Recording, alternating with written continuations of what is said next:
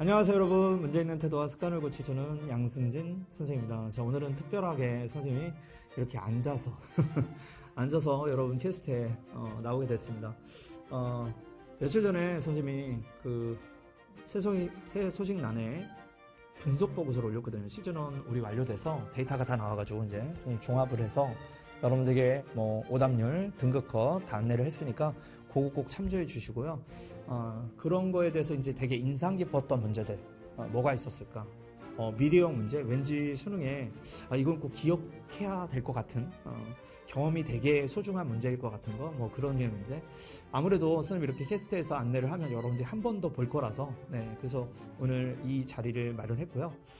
옆에 패널로 식나무님께서 식나무님하고 같이 진행할 겁니다. 식나무님 인사하시죠.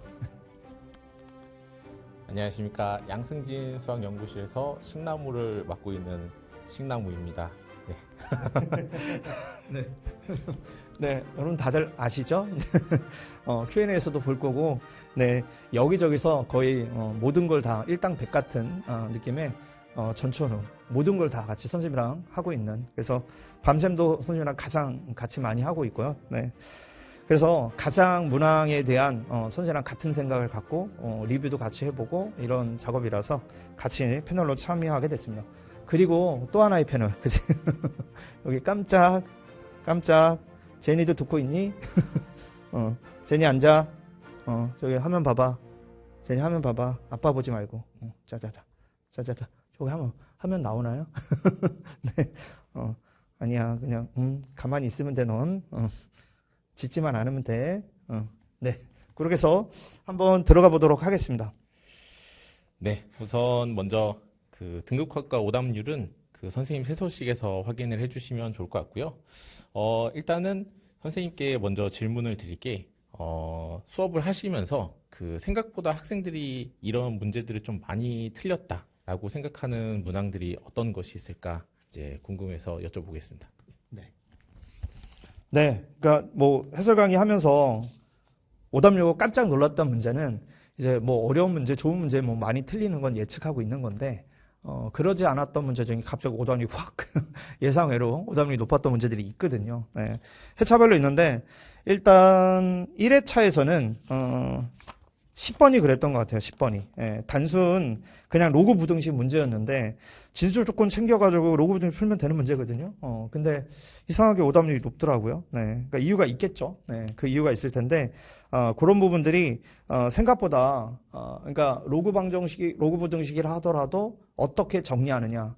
굳이 선생님이 상수항을 먼저 써줬잖아. 그래서 굳이 이거를 또 뺄 셈이니까 진수의 나눗셈으로 끌고 가서 복잡하게 막 이렇게 푼 애들이 있었다라는 얘기죠. 그래서 별것도 아닌데 이제 복잡하게 끌고 가니 당연히 계산 실수가 많았을 거고, 그로 인해서 예측 범위를 벗어나 오답률을 냈다. 뭐, 그게 이제 두드러졌던 문제이고요.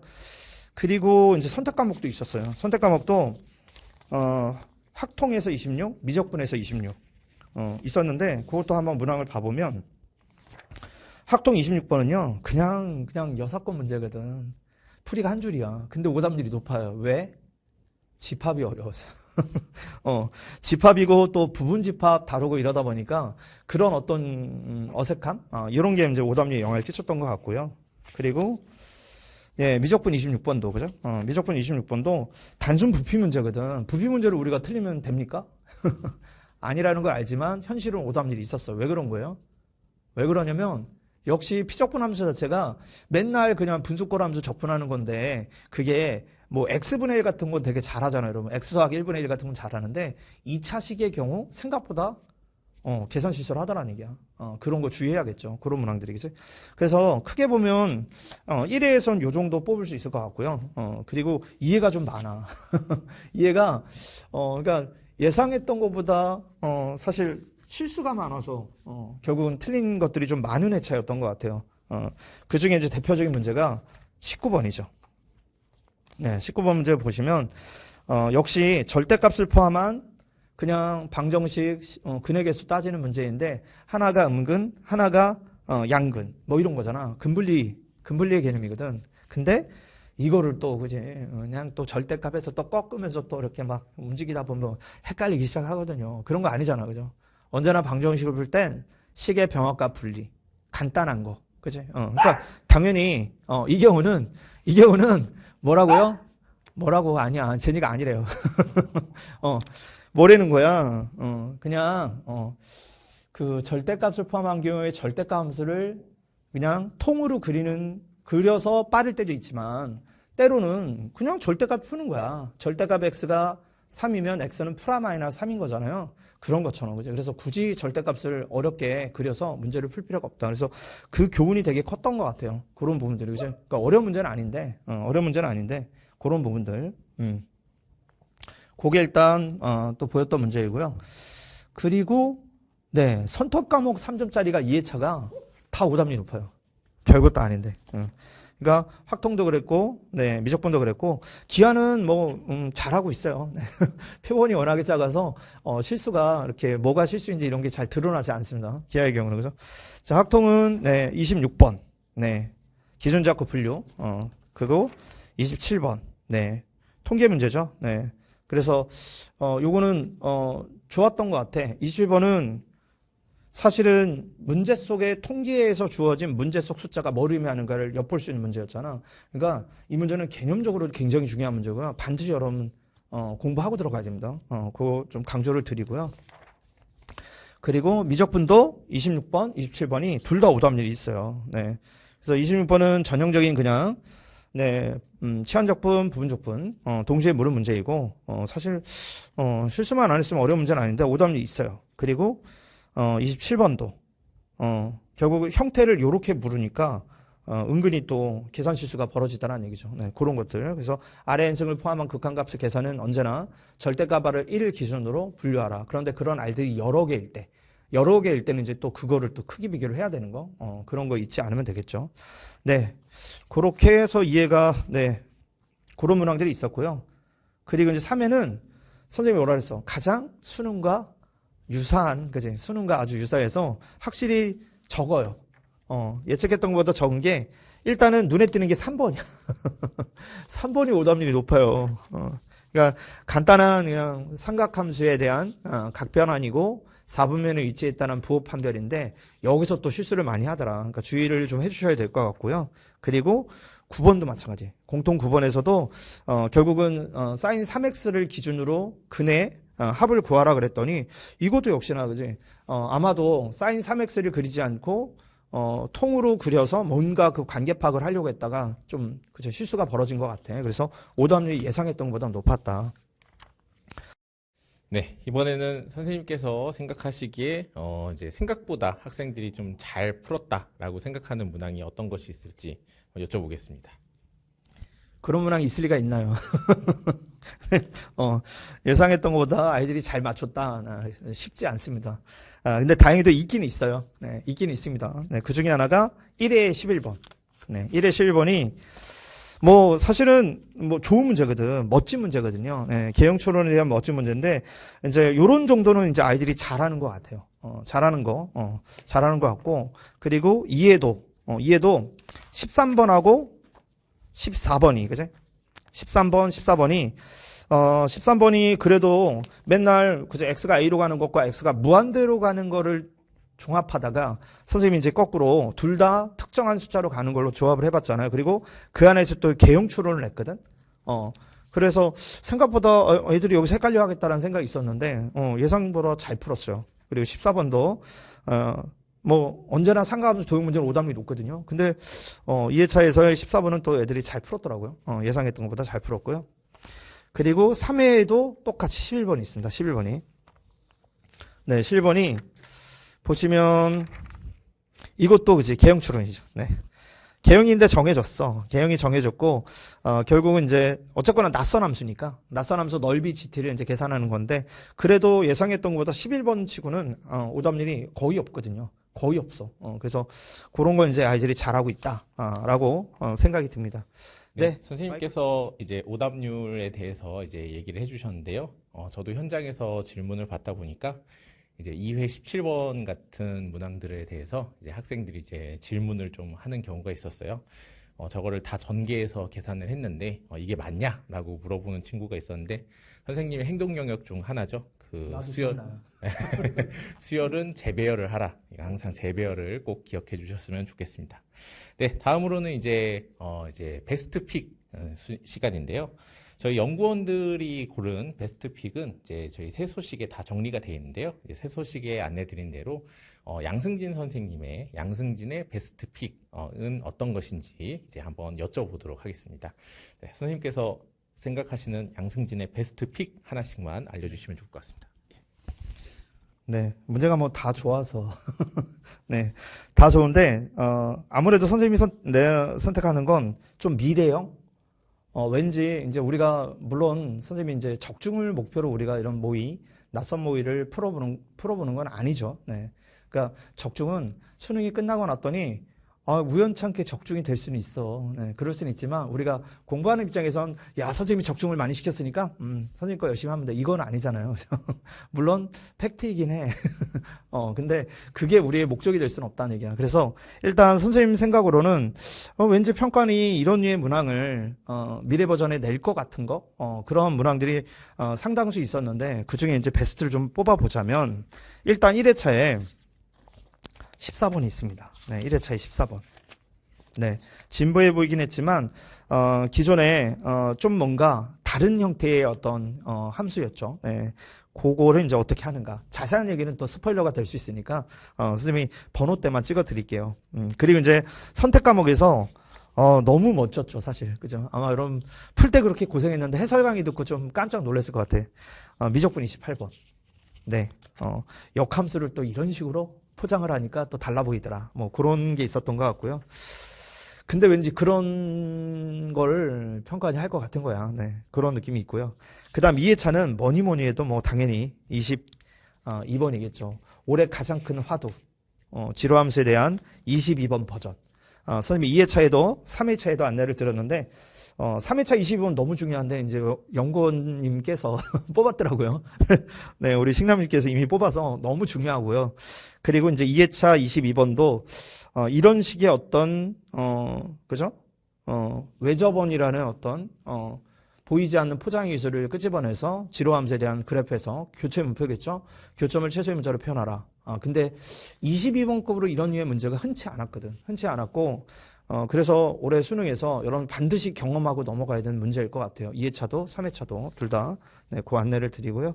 그 다음에 3회차는 뭐 문항이 너무 사실 평가원에 그리고 또 EBS 변형이라서 이게 왠지 동일한 원본을 가지고 만드니 비슷한 일이 벌어지지 않을까라고 싶었던 일단 14번 도형 문제 있죠. 그러니까 강조했잖아, 그죠? 그러니까 지로함수에 대한 자치가 6평의 미래 6평이었어. 그러면 수능 때는 또 지로함수에서 자치를 낼 수도 있는데 평가는 배신자거든. 배신의 역사를 갖고 있어서 허를 찔러버린다면 너라면 안 그러겠어요. 네, 당연히 시험을 내는 입장에서는 우리가 예측하는 많은 것들을 어떻게든 벗어나려고 할 테니까 허를 찔러일 거거든. 그래서 오히려 수열 단원에서 자치를 묻지는 않을 거잖아. 그러니까 삼각함수에서 어떤 자치를 통해서 푸는 문제 너무 간결했는데 경험이 없어가지고 오답률이 높았어요. 그죠? 그게 14번이었던 것 같고, 그리고 15번도, 그죠? 아니, 절대값을 포함했는데, 절대값을 포함하면 뭐 맨날, 그죠? 이꼴 0이 되는 점 찾아가지고 주목? 주목? 그거였잖아요. 근데, 그러지 않았죠. 네, 절대값을 포함했음에도 불구하고, 절대값 안이 0이 되는 점이 없는 문제를 내본 거야. 근데 이건 승진이가 처음이 아니라 그랬죠. 이미, 2017학년도에, 당시에는 가형이었죠. 가형 9평에 30번에 이미 훨씬 더 어려운 문제가 나온 적이 있더라. 그래서 그거를 현재의 버전으로 각색한 거죠. 현재의 버전으로 문제를 새롭게 제작한 거라서 호흡이 짧고 깔끔한데 근데 체감 난도가 어려웠다. 그런 정도. 그게 이제 아주 미래에 왠지 수능이 곧 수능에서 그런 문제를 낼 것 같은 거야. 그런 정도 뽑을 수 있을 것 같습니다. 네. 네. 이번에는 마지막으로 저희 Q&A나 그리고 현장에서 질문이 좀 많이 나왔던 이제 내용들에 대해서 선생님께 한번 여쭤보는 시간 가져보도록 하겠습니다. 학생들이 이제 실전 모의고사 같은 경우에는 어느 정도, 얼만큼 풀어야 하는지, 그게 가장 효과적이려면은 얼마 정도 풀어야 되는지를 자주 물어보는데 선생님은 어떻게 생각하십니까? 네, 네, 사실 강의에서도 많이 얘기했는데 이제 기준을 보면 권장 기준이 주 3회. 예, 주3회. 주3회가 이제 사실 왜 권장 기준이냐면, 모의를 치르면 반드시 피드백 하는데 시간을 투자하셔야 되거든요. 그래서 하루 시험 보고 하루는 피드백하고 이 과정. 근데 여러분들이 사실 수학만 공부하는 건 아니잖아요. 그죠? 수학만 공부하면 좋겠는데 수학만 공부하는 건 아니라서 요게 이제 표준일 것 같아요. 근데 이걸 기준으로 선생님 저는요 피드백 하는데 시간이 너무 오래 걸려서 주3회 부담됩니다. 그러면 2회로 줄여도 됩니다. 적어도 1회는 꼭 하셔야 돼요. 네, 적어도 한 해는 하셔서 실전훈련 시간적인 안배 어떻게 할지 전략적으로 여러분들이 준비해야 되는 게 맞고요. 그런데 이제 개 중에는 그런 친구들이 있을 것 같아. 선생님 틀리는 게 없어. 틀리는 게 없어요, 선생님. 그러면 이제 매일 해도 돼. 매일 해도 되고 선생님 현장에서는 하루에 2개씩 푸는 애도 봤어. 때렸지. 그렇게 할 필요는 없는데 뭐 본인이 그게 감당이 되면 그렇게 하는 거죠. 뭐 그래서 정말 그래도 표준적으로 잘하는 친구들은 주에 하나씩 매일 하나씩 하는 것 같아요. 그리고 그래도 일주일에 하루는 그지 쉬어주는 게 맞겠죠. 6일하고 하루는 그래도 종합편으로 정리해 보는 거. 그러니까 주3회도 하루 하고 하루 시험 보고 하루 피드백하고 마지막 일요일 하루는 틀린 거 다시 한번 정리하고 그죠. 그런 정도면 좋을 것 같습니다. 네. 네. 그리고 이제 다음으로는 실전 모의고사가 이제 점수 향상에 실제로 도움이 있는지 의구심을 푸는 이제 친구들이 이제 몇 명 좀 있습니다. 이런 친구들에게 어떻게 한 말씀 해주시면. 네. 네. 그 실무가 당연히 점수 향상에 도움이 되냐? 네. 당연히 되겠죠. 당연히 되는데 문제는 이게 이제 실무가 점수 향상에 별로 도움이 안 된다고 하는 생각을 하는 친구도 있을 것 같아요. 근데 그런 친구들의 특징은 뭐냐면 틀린 거에 집착하는 친구들. 그러니까 틀리면 아픈 거야. 공부하기 싫고 능률도 안 오르고 내가 이걸 왜 맨날 틀리는데 뭐하러 하나. 이런 생각에 집착하는 친구들. 근데 많이 틀려도요. 발전하는 친구들은 그런 생각 안 가져요. 그러니까 틀린 거에 대한 원인을 분석하죠. 내가 왜 이거 틀렸지? 내가 그래도 공부했는데 왜 틀릴까? 그러니까 당연히 이제 그 틀린 것에 대해서 찾아보기 식으로 혹시 내가 개념이 잘못됐나? 개념도 찾아보고 관련된 기출도 찾아보고 풀었던 기억이 있는데 근데 왜 틀렸을까? 뭐가 차이지? 그런 걸 막 원인 분석하는 거. 이런 걸 하다 보니 어떻게 점수가 안 오릅니까? 그리고 틀려봐야지만 내가 약한 게 뭔지를 알기 때문에 실무는 사실 되게 중요한 사실 커리 중에 하나입니다. 그러니까 여러분들 실무 점수는 절대 중요하지 않거든요. 점수가 중요한 게 아니기 때문에 점수가 부끄럽다고 피해가려고 하거나 그러지 않았으면 좋겠습니다. 아시겠죠? 네. 네. 마지막으로 이제 학생들이 Q&A에 들어가면 이제 무조건 존재하는 질문인데요. 실수를 자기가 너무 많이 한다. 실수를 너무 많이 해서 실수를 줄이려면은 어떻게 해야 하는지, 그리고 이제 실전 모의고사 오답 정리 같은 경우는 어떻게 해야 되는지 혹시 가이드라인을 제시해 줄 수 있는지 여쭤보겠습니다. 네, 네. 실무 오답은 이제 개인 성향상 좀 다를 것 같아요. 제니야, 진정해. 진정해. 근데, 그 실무 오답은, 일단, 그 성향상 정리하는 걸 너무 잘하고, 정리하면 막 정리하면서 공부가 되는 친구들이 있어요. 이런 친구들은 정리를 하셔도 돼요.